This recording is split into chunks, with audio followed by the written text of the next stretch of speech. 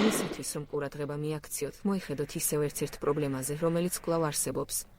ახალი სეისმური სადგურის მშენებლობასთან დაკავშირებული პროექტი, რომელიც რეგიონის სეისმური აქტივობის მონიტორინგისთვის წარმოადგენს მნიშვნელოვან სქესს, მიმდინარე კვლევებისა და უსაფრთხოების გაუმჯობესების მიზნით.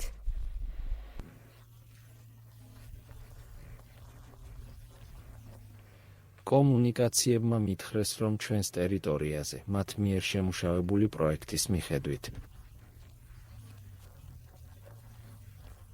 ამჟამად მათ არ აქვთ უფლება მუშაობის, რადგან აღნიშნულ პროექტში ეს საკითხი არ არის გათვალისწინებული და შესაბამისად ვერ შეძლებენ დაკავდნენ სამუშაო საქმიანობით, რაც მათთვის ძალიან მნიშვნელოვანი იქნებოდა. ამიტომ მათ არ აქვთ უფლება, რაც მათი წინადადებაშიც არ არის.